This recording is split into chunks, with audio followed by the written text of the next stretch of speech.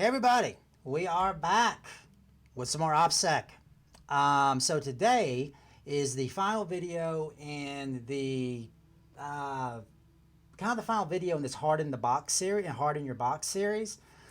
So today we're going to be talking about kind of the final two fundamental pieces of technology to use when you're kind of hardening a Linux system. Okay, those are Auditd and ClamAV.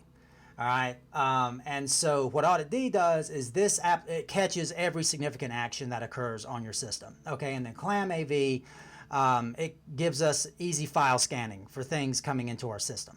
Okay, now after this lesson, along with the others, you're going to be 95% there, right, in terms of your box's security. After this lesson, there's really only going to be two classes of threats left for you, right? User-assisted compromise, which was your fault, right? You either fall prey to a phishing attempt, you run some kind of untrusted script or software, or, you're blindly copying commands or something. Or you have just really pissed someone off and they just want to get you, right? It's high effort attackers, right? They want you specifically for some reason. And honestly, guys, at that level, you're talking about threat modeling, right? And trade-offs. I mean, that's something that corporations struggle with, right? And so I'm definitely not saying that there's not more you can do and more that, we're going to revisit. We're going to talk about more hardening stuff later on, but, I don't want to bore you guys. I don't want to bore myself. So I want to move on to the next thing. And I'm actually very excited about the next lesson to kind of give you a glimpse. We're actually going to be looking at like malware. I'm actually going to program some behavioral malware, and we're going to see what it does, how malware does what it do, and we're going to be focused on how malware hides artifacts and how we can, where if our tools don't find them, how we can go in and find them. So it's going to be a pretty cool lesson. I'm excited about it. I think you guys really like it. And, it'll move us on to another category of things, and that's going to kind of start this whole series about kind of malware and how it works and what it does. Okay, so that's going to be coming up next. Okay, so let's talk about these tools that we're going to be covering today. So the first one is Auditd. Okay, Auditd is really about behavior monitoring and honeypots, and that's going to be our demo. We're actually going to create a honeypot, and I'll show you how Auditd can detect when someone accesses it. Okay, now Auditd is Linux's official auditing subsystem, right? It records all your security relevant system activity at the syscall level, right? File access, permission changes, execution of binaries, authentication events, everything, right? It's forensic level visibility. Who accessed it, who touched the file last, whether a program modified a sensitive directory, etc. Right? This is the thing, this is the log you're going to go look at to see if someone was messing around in your stuff at 3 o'clock in the morning. All right? Now, as with everything, this stuff layers. So Auditd, it doesn't block actions by default. It records evidence, and it's designed for forensics, compliance, and accountability. Okay? So, let's install the thing. I have already installed it, but simple command. You're going to install Auditd and Auditd-plugins. That's Audit Dispatch. Okay. Now, I've already got it installed. Now, let me go ahead and enable it. Okay. Now, we install Auditd itself, which writes events to disk. Now, Audit Dispatch, this allows those events to be forwarded to other systems, right? Syslog, journald, remote log servers, CM systems, custom scripts, things like that, okay? And Audit Dispatch plugins, that provides the output adapters that allow Auditd to be useful beyond a single machine. So you can think of Auditd capturing the data, and Audit Dispatcher decides where that data goes, right? So obviously, we're focused on a single machine here, but even though we're not using these plugins today, you should go ahead and install them because it keeps you future ready, and later on in the OPSEC series, I am going to be coming back and show you how to fully set up an auditing system on like a server, okay? And that will include these. Now, we've enabled it. Oh, and if you don't know what -- now is, so it basically combines systemctl enable and it combines systemctl start. And so it runs those programs, it runs those commands back to back, right? Because they're you so commonly enable a service and start a service. That's the flag to do it in one fell swoop. Now, Auditd is designed to start very early in the boot process, right? This is because obviously there's a lot of security relevant actions that don't wait around for you to log in, okay? Some of the most important events happen at this point, right?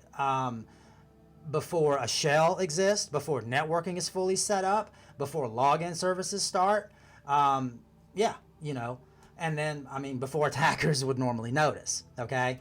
So Auditd starts early so it can observe changes to the system files during boot, right? And early privilege escalation attempts, tampering with startup services, execution of binaries before the interactive access exists. It has to do this because if it started later on, an attacker could do the damage up front, just let logging start up and they would be good, Now, also important, in most hardened environments, Auditd is considered foundational.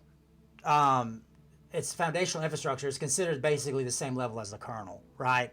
Or disk encryption, authentication, whatever, right? If Auditd is missing, the system's considered unverifiable. So in a hardened environment, Auditd failing, it should be treated as a loss of audit integrity.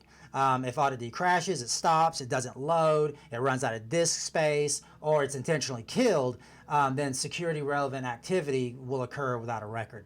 All right, and then honestly, guys, if you talk to a forensics person, that's worse than being attacked, because what you will care about is the confidence in the actions that happened after the attack. And if you don't have proper auditing set up, that's going to be lost. And there's different ways to enforce this, and this is something that I'm going to cover in a later video. But you can, there's kernel audit parameters.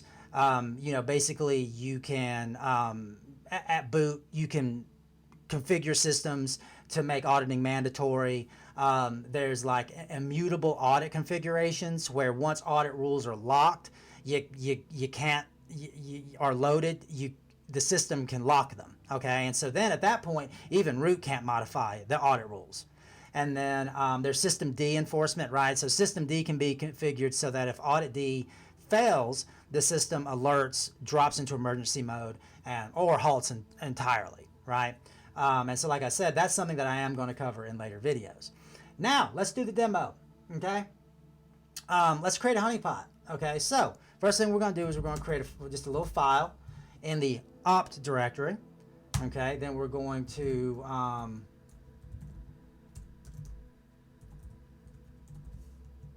change it to 600. Now, I chose opt here because it is uncommon for users, okay? It's not volatile like temp, and it's not configurable like etc, okay? So this is kind of like deliberate misdirection. If someone stumbles across this, they're either very curious, lost, or misbehaving in some way, okay? Now, we have to create an audit rule, okay? So we're going to do this one, all right? Now, the rule itself is this w opt honey.txt, okay? So this W means watch, right? So we're placing a watch on a specific file path. And this is path-based auditing. This, we're not, doing syscall based here. And then we have PRWXA. Now, this defines what kind of activity we care about, all right? So R is read, W is write, X is execute, and A is attribute changes, okay? And then we have K, honey trap, all right? So this assigns a key to the event. Keys are not required, but they should be, because basically what this does is this lets you search for this file, right? It will let us basically, if you don't define a key, it basically makes your audit logs unsearchable and nearly unreadable. So you want a key, okay? So we're going to do that. And now this rule is saved to etc audit rules.d, right? That's where all of these rules are stored, okay? And now we run sudo Auditing rules load. Okay, that's going to load those up. All right, so Auditing rules reads all the files in that rules.d folder, validates the syntax, compiles them into a single rule set, and loads them into the kernel audit subsystem. Okay, now this keeps us from having to manually load rules one by one, and it avoids partial or inconsistent states. Right now, let's interact with the honeypot. Okay, so we'll do sudo cat opt honey. All right, so that's basically a read. Right now, we can do sudo search. And then, okay, so I'll show you both of these. So K honey trap. All right, and we'll see here at the current time, we see here, right, that cat was executed on the honey trap. Okay, now that's a little hard to read, right? So what you can do is you can do this, format text. Now you'll see sysmaster acting as root successfully opened file opthoney.txt using cat, right? It recorded the action. Okay, so pretty cool, huh? And obviously very easy to set up and configure.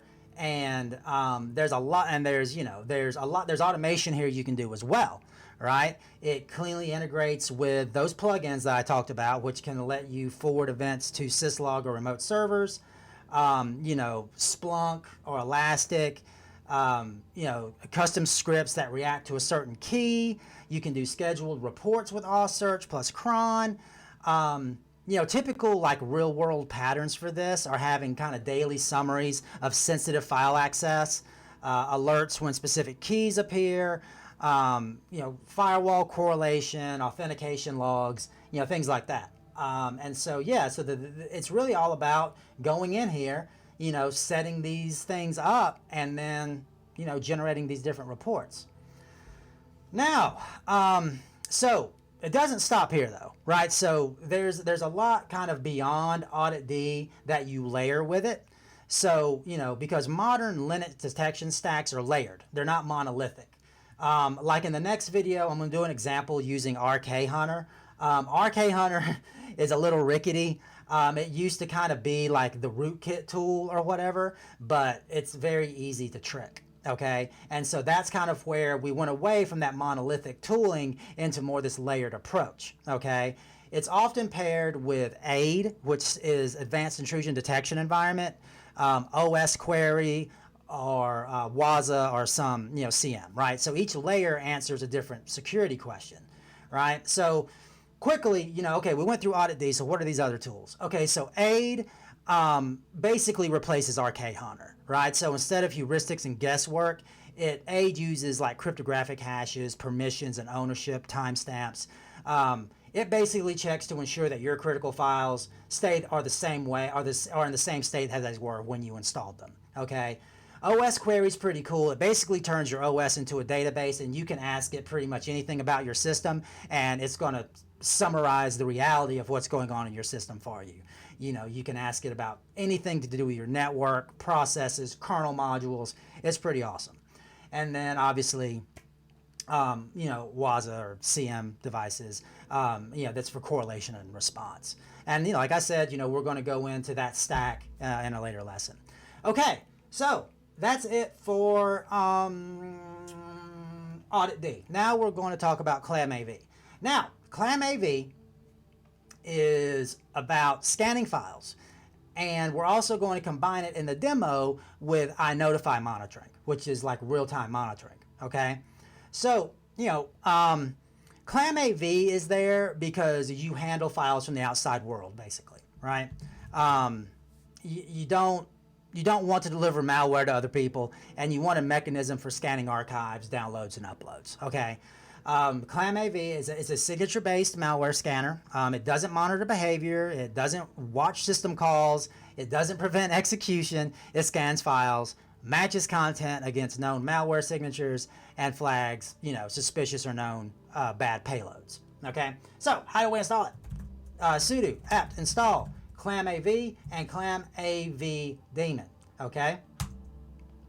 Now, ClamAV is basically your command line scanning tools, Clamscan and FreshClam.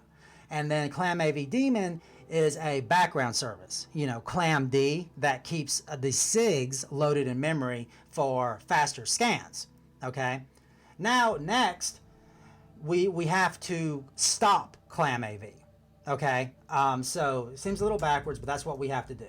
Okay. So we got to stop it. Stop ClamAV FreshClam. Now, why are we stopping a service? We installed it. Why are we stopping it? So, FreshClam is the signature update service. It periodically downloads the latest malware definitions from ClamAV's servers. So by default on Debian, it starts automatically, and it may already be running. It may be holding a lock on the database directory. So we shut it down just to avoid any issues with updating, right? We want to ensure a clean, predictable state and avoid database locks or anything like that, right? This is a common admin pattern, right? You pause automation, you perform a controlled setup, and then you resume automation, right? So now we're going to manually update the SIGs. That's the first thing you need to do. After you install, you stop, and then you update the SIGs, okay? All right, so I went ahead and hopefully I won't have a lot of updates. I just updated it last night, hoping that it wouldn't take forever. And yeah, okay, good, because when I did it last night, it took a minute. All right, now, so this is going to download all the latest virus definitions, validate them, and update your local database. You got to do this step because when you download this thing, it's going to be out of date, okay? Now we can do systemctl start ClamAV daemon, okay? Now this brings the engine online, loads all the malware SIGs into memory, and listens on a local socket, okay? And allows faster repeated scans without reloading the database every time, right? So Clamscan, this command, so that's slower. It loads the database on every run. Then you have ClamDscan. This utilizes the daemon and is much faster, okay? Because the daemon basically stores those SIGs in memory. Okay, so let's do a basic scan. Okay, and you're going to see the time difference here. Okay, so we're going to do Clamscan temp. You think that'll look like Jacob's ladder when I speed it up? We'll see. It probably won't. Probably won't at all. All right, so there you go. There we go. Now we have the summary, right? We got an error because there's an access denied. That's normal. All right, now let's do ClamDscan.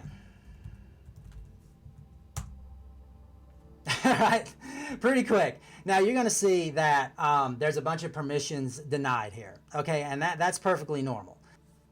You saw a very noticeable speed difference, and we see very different outputs when we run these. Okay, so Clamscan runs in our shell. It loads virus SIGs into the process. It scans files using your user's permission, and it attempts to open everything it's allowed to open. Okay. Now also notice that it has a very long startup time, right? Slower scan and more files successfully scanned. Clamscan does everything from scratch. So if we compare that to our ClamDscan, so ClamDscan is just a client, okay? The actual scanning is done by ClamD. ClamD runs as a dedicated service account, doesn't run as your user, and it follows least privilege principles, okay? It refuses to scan paths it cannot safely cross. This is why you see a lot of permission errors here. That's intentional behavior. It's the daemon telling you that it does not have the right to traverse that path, okay?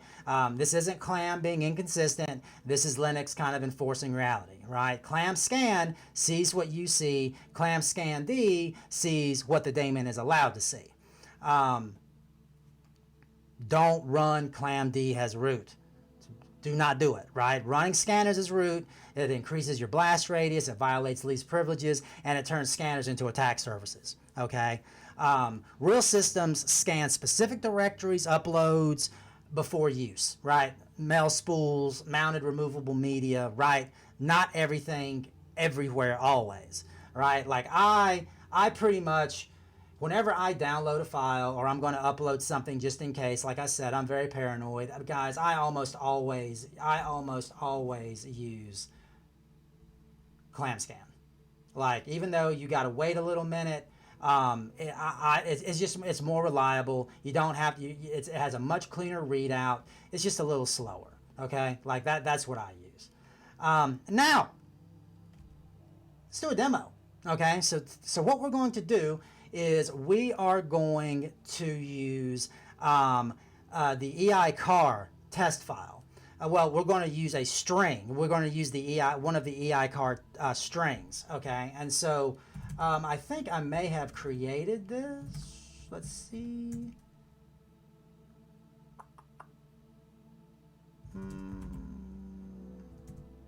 Yeah, there it is, okay? Where is it? Oh, yeah, there we are. Okay, so the way that I created this is I just used an echo command, right? So echo, yeah, I use this command right here. Okay, so this string is derived from EICAR, right, which is an industry standard test string that antivirus software is supposed to detect, right? So this is kind of an easy thing that you can create or download. I just create my own. Now, we're going to install Inotify.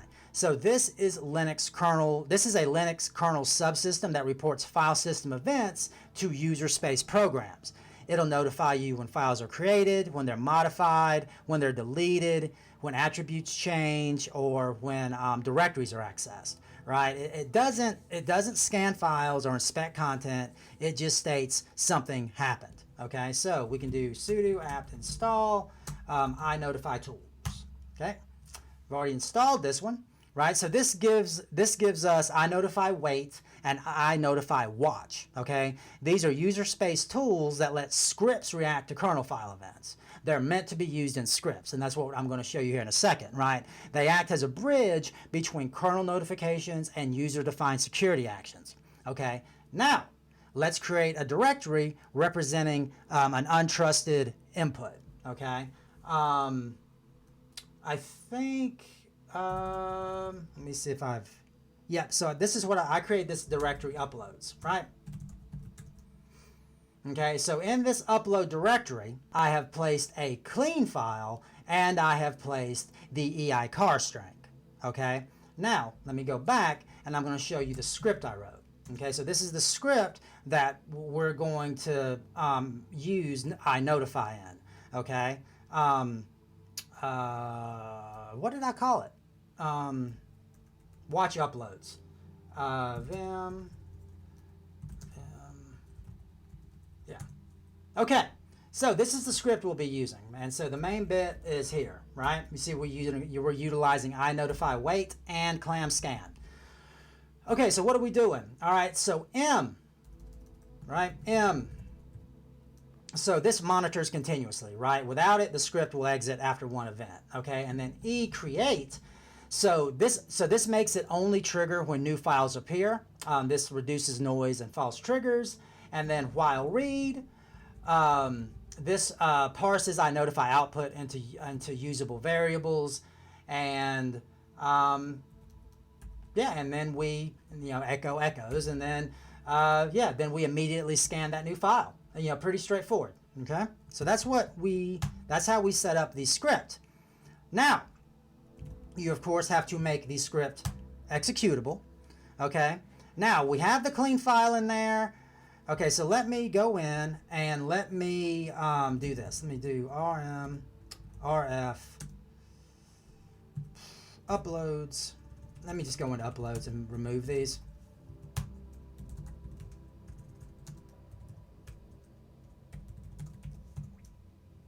Yes. Okay, now we have an empty directory.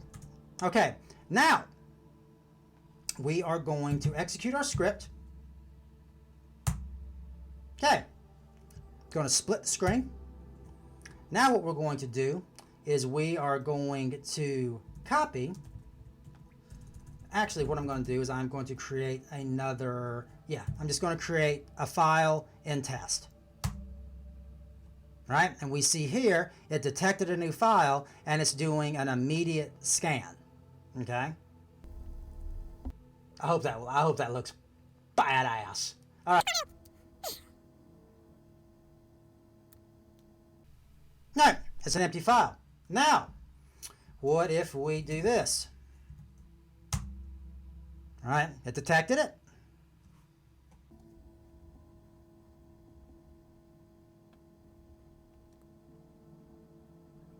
Yeah, all right, and it says the EICAR signature has been found.